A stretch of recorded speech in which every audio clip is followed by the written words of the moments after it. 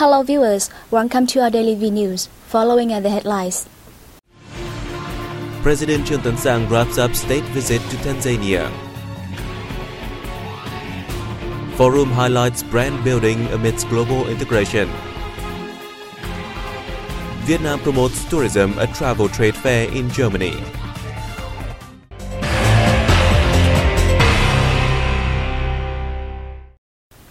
As part of his state visit to Tanzania, President Trương Tấn Sang met the Speaker of National Assembly, Job Ndugai, in Dar es Salaam City on March 10. The two leaders agreed to back the enhancement of legislative ties between Vietnam and Tanzania. President Sang congratulated Job Ndugai on his election as Tanzania's National Assembly Speaker. He expressed his belief that the chief legislator will contribute to further enhancing the friendship and traditional cooperation between two countries. The guest used the occasion to extend his congratulations to the Revolutionary Party of Tanzania of the East successes. President Sang informed the Speaker of outcomes of his talks with President John Magufuli, during which the two sides agreed to focus their collaboration in agriculture, telecommunications and trade.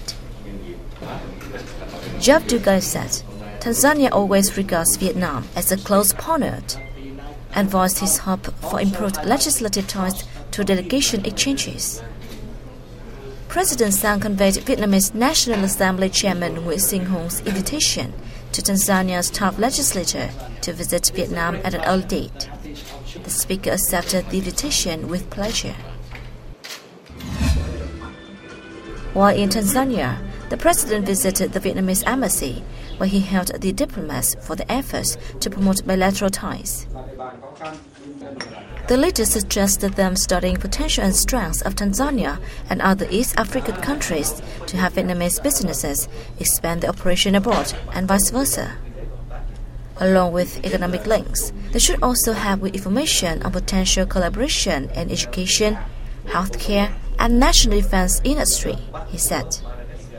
He urged the staff to partner with Tanzanian ministries and agencies to accelerate the signing of trade agreements and prepare for the upcoming meeting of the two countries' intergovernmental committee, as well as the opening of the Tanzanian embassy in Vietnam.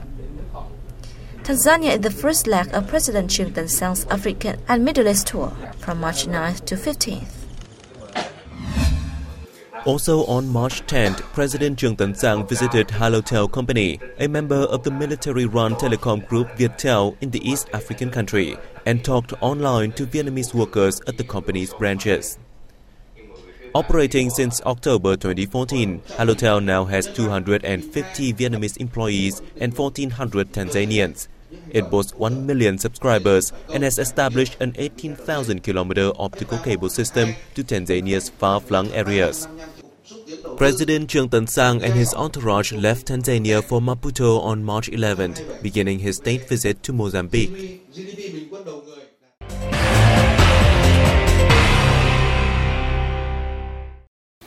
Vietnam has called on the United Nations Food and Agriculture Organization to further support the country in connecting farmers and engaging the private sector into the restructuring process. While addressing the organization's conference for Asia and Pacific in Malaysia, Deputy Minister of Agriculture and Rural Development Lê Quốc Doanh said Vietnam looks to cooperate with the UN agency and other member states to fulfill the Sustainable Development Goals set out. He said since 2013, Vietnam has implemented the National Agricultural Restructuring Program between 2011 to 2020 towards increasing products added value, sustainable development and green growth. Vietnam has been rated by international organizations, including the Food and Agriculture Organization, as one of the leading countries in ensuring food security and reducing poverty. The conference, which concluded on March 11th, focused on the opportunities and challenges in the region and priority areas of work to improve food security and nutrition, increase agricultural productivity, raise the standard of living in rural populations, and contribute to sustainable economic growth. The 9th Forum on National Branding, Vietnam Value and Opportunity for Small and Medium-Sized Enterprises took place in Hanoi on March 11. More details in the following report. Brand name has become a main focus for many businesses, with some even consider it as a vital factor to their survival. Brand name is an invisible but highly valuable asset for enterprises. In the context of global integration, it is a must for Vietnamese businesses to build up their own brand names. Without the most important foundations, which are high-quality products and services to compete, businesses cannot build their images or their brand names.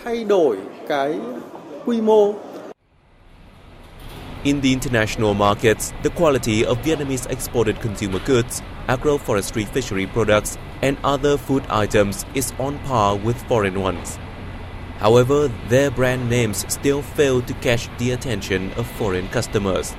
For this reason, building brand names is seen as an effective way for Vietnamese products to secure a firm foothold on the world market. The demand for building brand names in a highly competitive market is becoming more crucial, and it creates an opportunity to elevate the exported value of Vietnam's products and services, as well as ensuring their sustainability when entering the global market. At the forum, delegates stressed the need for businesses that want to build their brand names both domestically or internationally to ensure the quality of their products and services. The northwestern mountainous region has the highest number of poor and near-poor households, which account for more than half of its total number. This is a preliminary outcome of a recent survey. The survey reveals that the northeastern region records the second largest rate of poor and near-poor households with 29%. It is followed by the Red River Delta and the southeastern regions, both with less than 10%. The government has asked the Ministry of Labour, Invalid and Social Affairs to accelerate the conducting of the survey in localities that have yet to finish in order to identify priority localities for the 2016-2020 National Target Programme for Sustainable Poverty Reduction. By the end of March, the Ministry will have to collect all the figures to report to the government. The program aims to see an average drop of 1 to 1.5% in household poverty rates and 4% annually in impoverished localities. Priorities will be given to disadvantaged communes in coastal, island, mountainous, and border areas. The program will receive at least $2.1 billion of investment, of which $1.9 billion will come from the state budget.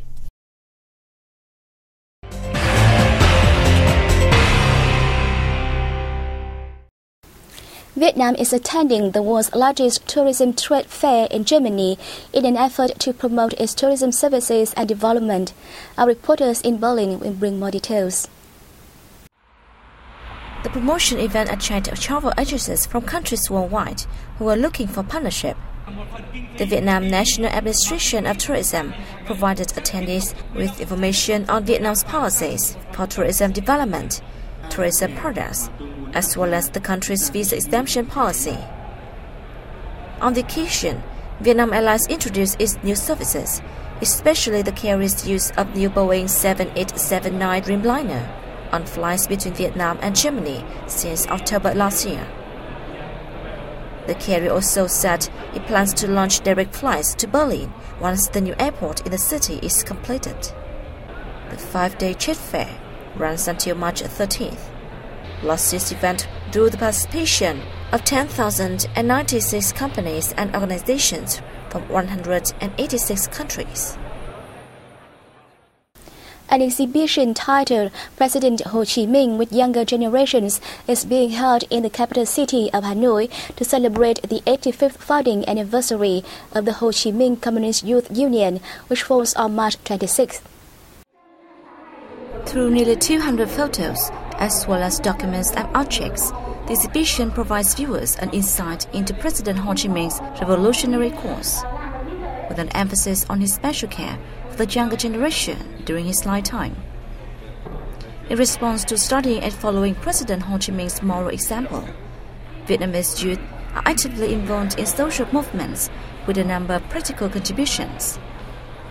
The exhibition formed part of the activities to welcome the Youth Action Month 2016. It also aims to have younger generations, the future of the nation, uphold the elders' traditions, and learn about how they can contribute to the process of national construction and development. Given the fact that many countries in the region have detected Zika virus infection, the health sector of Ho Chi Minh City has been taking drastic measures to cope with a possible epidemic. Ho Chi Minh City is the intersection among many countries, so it is easily at risk of a Zika virus outbreak. It is giving priority to taking tight control at gateways to the city, particularly Tanzania International Airport.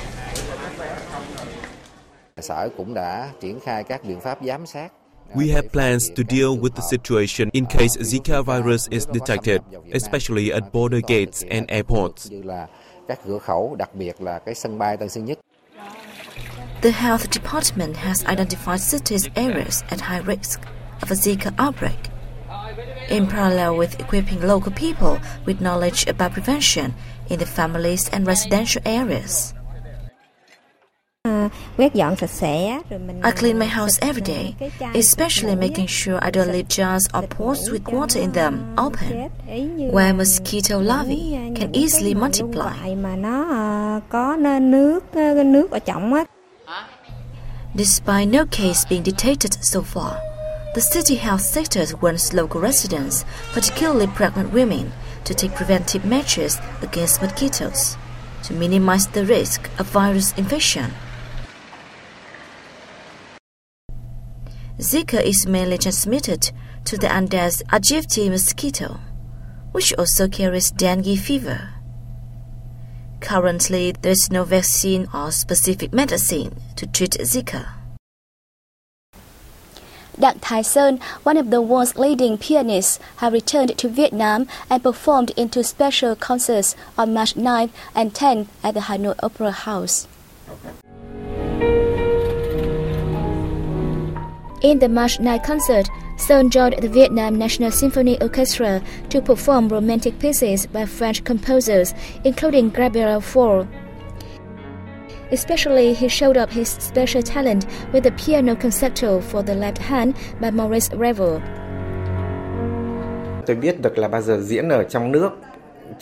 Whenever I perform in Vietnam, I always play with a very special taste of mine, since they are my friends, family and fans at my hometown. It is such a great source of inspiration.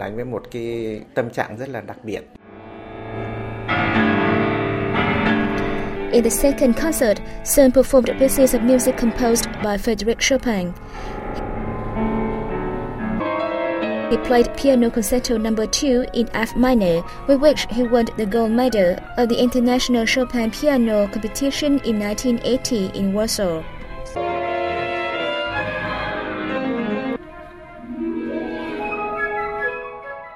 The audiences wait expectantly to see how I will play it after 35 years. Time passes, many things change. The audiences want to see how I have changed. Sơn was born in Vietnam in 1958. 35 years ago, he was the first Asian pianist to win the International Chopin Competition, one of the rare competitions dedicated exclusively to the works of a single composer. Since then, his international career has taken him to over 40 countries worldwide to play at world-renowned halls. Now he is residing in Canada and came back to perform annually in Vietnam.